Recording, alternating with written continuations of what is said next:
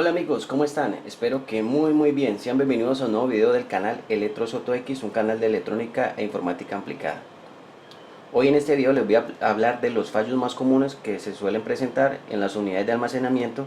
Para este caso voy a enfocarme un poco más en los discos duros mecánicos y de estado sólido, ya que son los que hoy en día tienen mayor uso comercial y los que podemos ver en la mayoría de aparatos, o que posiblemente tenemos uno en casa que tiene un fallo y pues que en algunos casos no hemos podido recuperar. Este video pues voy a explicarles un poco de los fallos, les voy a compartir mi información en cuanto a mi experiencia reparando estas unidades. Esto para las personas también que están empezando es un buen proceso. La verdad este tema de los discos duros, la recuperación de información, es muy interesante, ya que prácticamente podría existir una especialización solo en esta materia, y si a las personas que le gusta pues puede servir como una fuente de ingreso realmente importante, ya que hoy en día la información es muy importante para las personas. Entonces vamos a iniciar. Primero que todo, aquí he traído varios ejemplos de unidades de almacenamiento para explicarles y mostrarles y aclarar un poco más la información que les voy a dar. Aquí tengo una unidad USB que es muy conocida, una unidad de almacenamiento. Aquí tengo esta unidad de estado sólido, que es una MSATA muy conocida. En los portátiles más modernos la solemos encontrar. Aquí encontramos una unidad de estado sólido también, PCIe, que es también conocida en algunos equipos laptop, en algún equipo de Mac y en otros dispositivos pues ultra delgados. Aquí encontramos unidad de almacenamiento como es unidad de estado sólido SATA. Este sí ya es un poco más común. Hoy en día los equipos ultra delgados y muy rápidos traen estas unidades de estado sólido.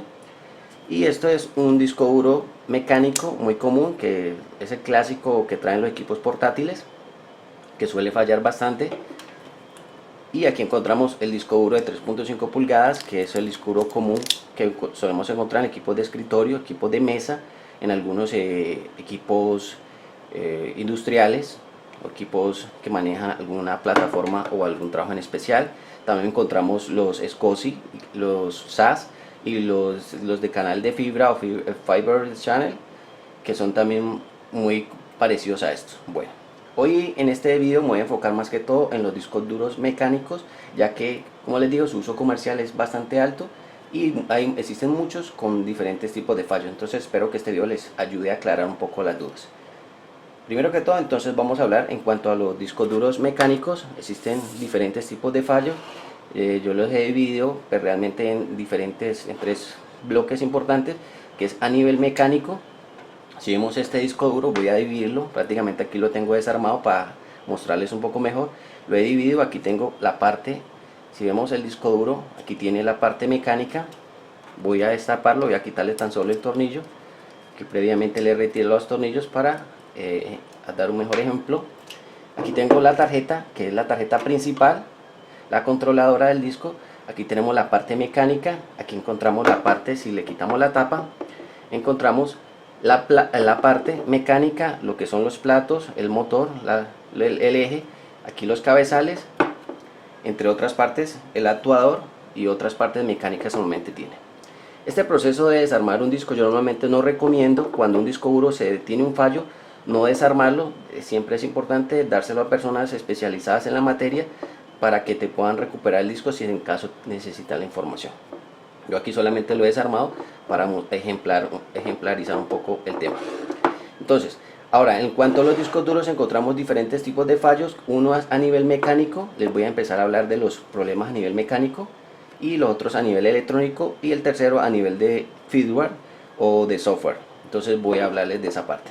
Pero primero voy a hablarles un poco de normalmente lo que uno suele escuchar en las personas que dicen: el disco duro le eliminé la información, el disco duro lo formateé mal, o lo formateé, le hice unas malas, que dañé las particiones, el disco duro le entró un virus, el disco duro se me cayó accidentalmente, y entre el disco duro le cayó un líquido y ya no me funciona, o una tormenta y el disco duro parece que se quemó. Esos son muchos de los ejemplos que podemos ver a nivel de fallos en discos duros. Pero entonces hoy voy a aclararles cuáles pueden ser un poco más complejos a la hora de entrar a repararlos. Entonces vamos a hablar de eso.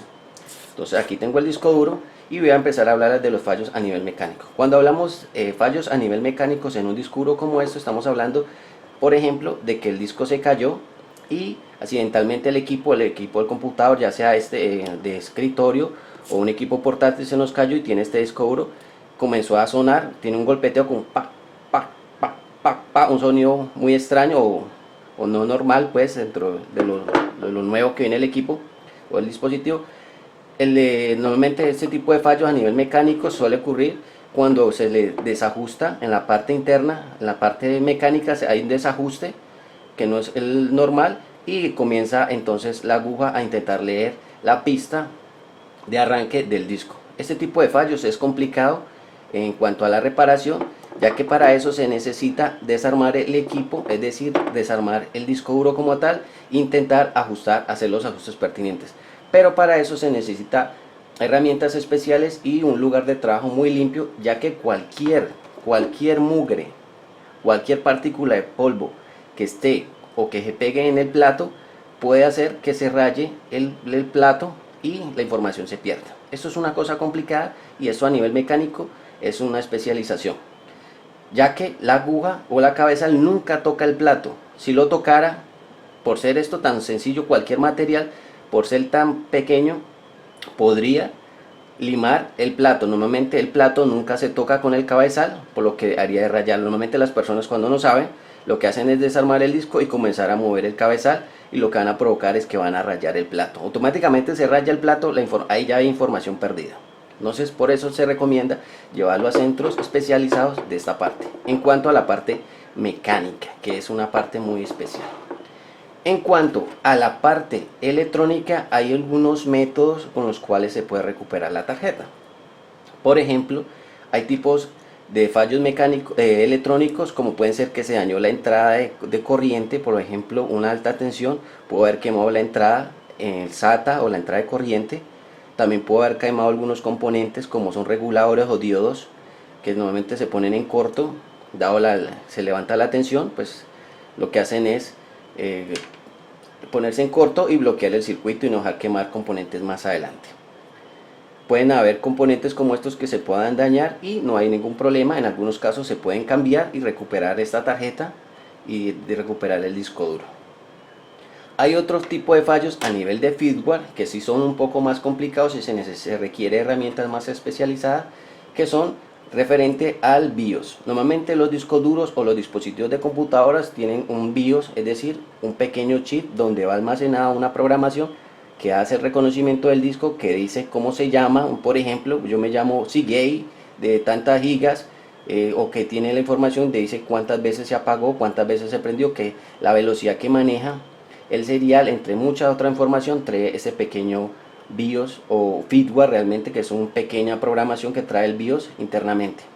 Este tipo de firmware también se pueden dañar, ya sea por problemas de corriente, problemas a la hora de actualizar el firmware. Esto de la parte del firmware no se conoce mucho en los discos duros, pero los primeros discos duros o algunos discos duros, por ejemplo como este Barracuda o este Seagate, algunos modelos traían para actualizar el firmware, esto con el fin de mejorar en cuanto a la lectura, a veces que no lo reconocía el del computador. Entonces actualizando el firmware se podían corregir estos problemas, y esto se puede hacer haciendo la programación del BIOS mediante el cable SATA o directamente sacando el BIOS y haciendo la programación con un programador especial. Esto se puede hacer en cuanto a los discos duros anteriormente. Hoy en día los discos duros más nuevos no traen esto de actualización del firmware, muy poco lo traen, entonces se complica un poco más esa parte. Entonces ya vimos la parte de fallos mecánicos, vimos la parte de fallos a nivel electrónico, de componentes que se puedan cambiar, y le expliqué un poco de la parte del firmware, que es la actualización o actualización del firmware de la programación que tiene la tarjeta internamente.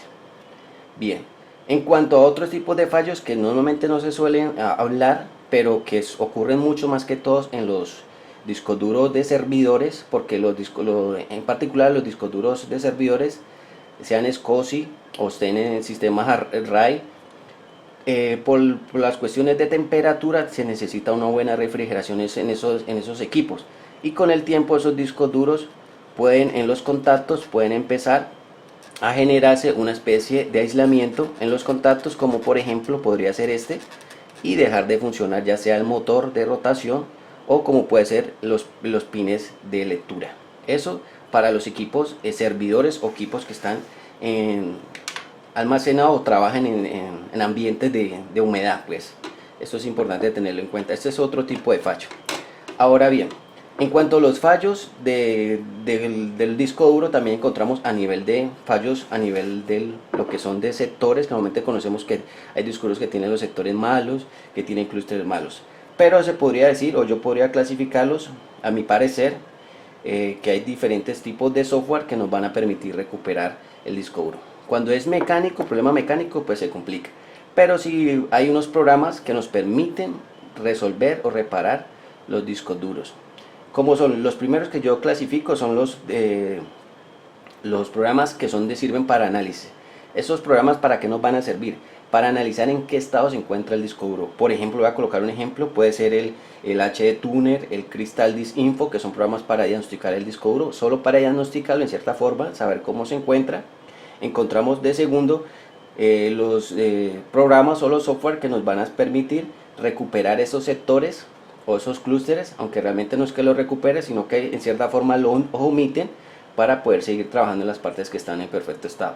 Por ejemplo, ahí podemos encontrar el HDR Generator, podemos encontrar el Victoria Freeware, que son programas muy buenos para hacer este tipo de recuperación de cuando tienen sectores malos o clústeres malos. Ese tipo de programas funcionan bien, pero la verdad yo no recomiendo mucho estos programas, porque si un disco duro tiene sectores o clústeres malos, seguramente es porque está en un estado de deterioro, y si tu información es importante, seguramente estás jugando con tu información y se te puede perder. Si se te pierde, se complica más intentarla recuperar. Entonces cuando pasa eso, pues siempre es importante en lo posible cambiar el disco duro.